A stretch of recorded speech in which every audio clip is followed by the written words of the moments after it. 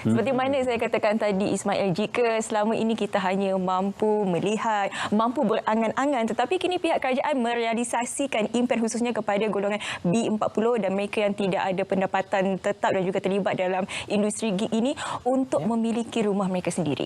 Khususnya kepada akses kediaman ini melalui inisiatif iBiaya. Untuk kita bercakap lebih lanjut berkenaan tentang inisiatif iBiaya ini, kita bersama dengan Puan Rosidawati Abdul Rashid, Timbalan Setiausaha Bahagian Cawangan Dasar Perumahan, Bahagian Perancangan Perumahan, Kementerian Perumahan dan juga Kerajaan Tempatan. Assalamualaikum, selamat pagi Puan. Assalamualaikum. Apa khabar? Terima kasih bersama dengan kami. Puan, mungkin buat permulaan boleh diceritakan berkenaan inisiatif iBiaya ini. Apakah yang dimaksudkan dengan iBiaya? Okay, terima kasih Ismail. Untuk sebagai permulaan, kalau kita cerita pasal rumah ni, banyaklah kita dengar masalahnya, kata harga rumah yang mahal. Dan kita cakap dah ada rumah pula, tak boleh pula dapat pinjaman. Jadi mengenai pasti isu tersebut, KPKT memperkenalkan program pemilikan rumah ataupun Home Ownership Program, HOPE, bagi merealisasikan hasrat kerajaan satu keluarga satu rumah. So di bawah komponen HOPE ni kita ada 4 komponen. Satu iaitu menyediakan perumahan yang memastikan peranan kerajaan negeri, kerajaan persekutuan dan juga pihak swasta untuk menyediakan rumah mampu milik, iaitu rumah dengan harga RM300,000 ke bawah untuk rakyat. Yang kedua, kita adakan program dan promosi. Yang ketiga, kita ada juga pengubahan polisi yang dinamik, di mana kita ada majlis perumahan mampu milik negara yang dipromosikan oleh Yang Amat Berhormat Perdana Menteri. Dan keempat itu ialah pembiayaan, di mana iBiaya diletakkan di bawah komponen keempat inilah. So di iBiaya ni kita dah lancarkan minggu lepas. Ini adalah satu inisiatif di antara Kementerian Perumahan Kerajaan Tempatan dan juga Kementerian Kewangan.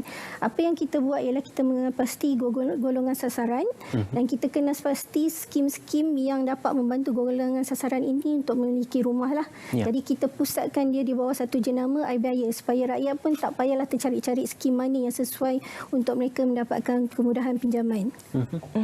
Jika Puan boleh jelaskan terlebih dahulu, sebenarnya apa di antara faktor dan juga punca yang menjadikan rakyat Malaysia ini sukar untuk mendapatkan pembiayaan pemilikan rumah ini? Kita dapati kita terdapat 3 golongan sasaran lah. Yang pertama, golongan sasaran yang pertama yang menghadapi kesukaran untuk mengeluarkan wang pendahuluan, deposit. So tak cukup duit untuk mengeluarkan deposit. Yang kedua ialah pekerja-pekerja gig, ekonomi dan SME. Mereka ni latar belakang pekerjaan mereka menyebabkan mereka tidak boleh mengeluarkan dokumentasi yang diperlukan oleh pihak bank. So jadi sebab tu dia punya pinjaman tak diluluskan. Yang ketiga, golongan muda atau belia yang baru saja bekerja, yang tidak berkemampuan untuk membayar balik pinjaman dengan kadar tinggi untuk tempoh 5 tahun pertama mereka bekerja. Selepas itu pada tahun ke-6, dengan bila ekonomi mereka lebih stabil, baru mereka boleh memiliki rumah. So berdasarkan 3 tersebutlah kita cari skim-skim yang sesuai untuk memastikan lebih banyak akses pembiayaan kepada golongan B40 dengan M40 lah. Untuk iBiaya ini, bagaimana proses permohonannya Puan yang boleh dilalui dan juga apa antara kaedah-kaedah permohonan yang boleh dilayari ataupun dikenali oleh pemohon-pemohon? Untuk yang golongan yang pertama tadi yang tiada wang pendahuluan untuk membayar deposit, kita ada skim rumah pertamaku daripada Cagar Mas SRP Berhad. Yang ini mereka boleh mendapat pembiayaan sehingga 110% tanpa perlu mengemukakan wang pendahuluan. Dan juga harta kediaman yang mereka boleh miliki oleh juga yang kediaman yang baru, yang telah dijual sebelum ni ataupun dalam pembinaan. Terhad kepada sehingga nilai hartanah RM500,000.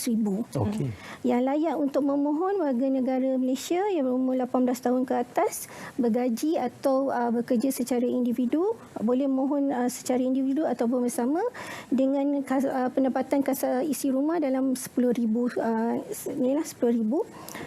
Dan kita di bawah program ini ada 26 bank yang terlibat. Yang kedua, skim jaminan kredit perumahan SJKP ini untuk golongan sasar kedua yang tadi yang kita cakap gig ekonomi dan SME, pekerja Grab, petani, pemandu teksi dan sebagainya. So jadi ini kita boleh memberi jaminan sehingga 100% pembiayaan, tapi nilai hartanah terhad kepada RM300,000 sahaja. Yang ini kriteria permohonan warga negara Malaysia berumur 18 tahun ke atas, juga boleh membeli yang penting rumah yang pembeli rumah kali pertama. Okey. Juga rumah kediaman baru ataupun rumah sedia ada boleh dimiliki. Yang ini 15 bank terlibat menawarkan skim ini. Yang ketiga yang skim rent to own ialah skim sewa untuk dimiliki. Yang ini baru kita perkenalkan di bawah Prima dengan kerjasama Maybank. Yang ini antara faedahnya sebagai contoh, kalau dulu kalau kita beli rumah berharga 300,000, setiap bulan kita perlu membayar lebih kurang dalam 1,000. Tapi kalau kita buat sewaan terlebih dahulu, kita hanya bayar dalam keadaan sewaan dalam RM600. So banyak beza dari 1,000 berbanding dengan 600. Jadi kita ada 1,000 unit di 22 residensi Prima di seluruh negara lah. Kita ada di Perlis, Kedah, Perak, Pahang, di Kuala Lumpur ada juga 2 dan Selangor juga ada 1. Yang ini kita sasarkan untuk golongan M40 lah, pertengahan, di mana umur 21 hingga ke 70 tahun dengan pendapatan dalam 2,500 hingga 15,000. Jadi untuk memohon yang ketiga-tiga skim ni, bagi skim rumah pertamaku, yang pertama sekali yang penting, cari dulu rumah idaman tu, yang apa yang nak. Selepas dapat rumah idaman tu, lihat kelayakan, boleh pergi ke www.srp.com.my dan lepas tu sediakan dokumen.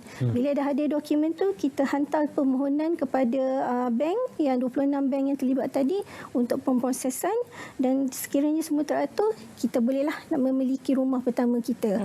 Untuk yang skim jaminan kredit perumahan untuk yang pekerja gig yang tadi itu, sama juga, cari dulu rumah idaman anda yang mana satu, lepas tu sediakan dokumen dan serahkan kepada institusi kewangan yang terlibat, iaitu ada 15 bank yang terlibat. Hantar dokumen kepada bank tersebut, bank akan membuat semakan dan pihak SJKP akan memberi jaminan. So selepas tu bank akan mengeluarkan surat tawaran dan diberi pemilikan. Jika puan boleh perincikan bila bercakap mengenai perlu sediakan dokumen itu, apa di antara dokumen yang diperlukan bagi ketiga-tiga skim tersebut? Di dalam yang itu kita ada macam, kalau yang untuk SRP yang skim rumah pertamaku, dari segi dokumennya dia slip pendapatan, KWSP dan sebagainya lah. Itu yang standard dokumen biasa. Okay. Untuk yang skim jaminan kredit perumahan yang untuk pekerja gig ekonomi itu, kita akan bank statement dan juga kita ada surat pengesahan daripada contohnya daripada pegawai kerajaan kan, ataupun ketua kampung ke, untuk mengesahkanlah pendapatan mereka tu. Yang itu kita boleh serahkan kepada bank. Yang ketiga yang skim rent to own tu, dia lebih mudah untuk dimohon kerana semuanya di atas talian. So maksudnya kita hanya daftar di Prima, di website Prima. Selepas dapat offer to purchase, kita dah cari mana unit yang kita nak sewa. Kita register dengan Maybank, di Maybank, dan Maybank akan membuat semakan permohonan. Lulus, kita akan tanda tangan perjanjian dan juga serahan hak tanah. Okey. Tadi puan ada sebutkan berkenaan tentang prosesnya akan dihantar juga permohonan kepada bank. 20 lebih bank yang akan dihantar itu. Sama ada lulus ataupun tidak mengikut dokumen terpecah. Tetapi ialah kita sedia maklum ada beberapa sebab dan juga rasional mengapa pinjaman secara konvensional ini tidak diluluskan. Mungkin tanggungan kredit, tanggungan komitmen, pendapatan yang tidak mencukupi dan sebagainya. Jadi bagaimana iBiaya ini boleh menjadi lebih mudah berbanding dengan urusan pembiayaan bank secara konvensional seperti sebelum ini? Di bawah iBiaya kita ada kolaborasi strategik dengan AKPK. Di mana AKPK boleh membantu untuk meneliti dulu dokumen dan juga memberikan sedikit taklimat lah kepada pembeli supaya mereka mengetahui sendiri kemampuan mereka sebelum membuat sebarang komitmen pembiayaan. Jadi juga dengan Cagamas dan juga SJKP, kita dapat jaminan kerajaan lah. Maksudnya kerajaan mengesyorkan kepada bank-bank supaya melihat dokumen tersebut dengan lebih rasional lah, supaya tidak terlalu mengikut prosedur konvensional, supaya dapat membantu terutamanya selepas COVID ni lebih ramai pekerja gig ekonomi, pekerja SME. So jadi kita perlu memberi peluang kepada pekerja-pekerja tersebutlah untuk memiliki rumah idaman mereka. Mungkin boleh puan wawarkan bilakah permohonan boleh dilakukan dan adakah ia ada tarikh tamatnya, bagaimana puan? Untuk ketiga-tiga program ini kita dah lancarkan minggu lepas. Jadi bolehlah memohon sekarang. Tak ada ni untuk cuma bikin rent to own, dia masih ada sedikit proses. Tapi dah bolehlah untuk meneliti mana unit-unit yang kita minat. So jadi bolehlah, tak ada isu untuk start cari manakah satu rumah binaan, rumah idaman kita, dan memohon untuk bawa air biaya lah. Puan, untuk disebutkan tentang mencari terlebih dahulu di manakah unit kediaman rumah yang diminati, ya, apakah rumah yang masih dalam perancangan pembinaan, proses pembinaan, ataupun rumah yang sudah siap saja yang boleh dipilih untuk pembiayaan? Untuk ketiga, untuk dua skim yang utama tu dalam pembinaan boleh, sedia ada pun boleh. Unit yang pasaran sekunder, yang unit yang telah dijual semula pun, subsale pun boleh juga dibelilah. So tak ada isu, dan kita ada portal teduh di bawah Jabatan Perumahan Negara yang memaklumkan tentang program-program perumahan ni. So jadi kita boleh cari mana perumahan yang sesuai melalui portal tersebut.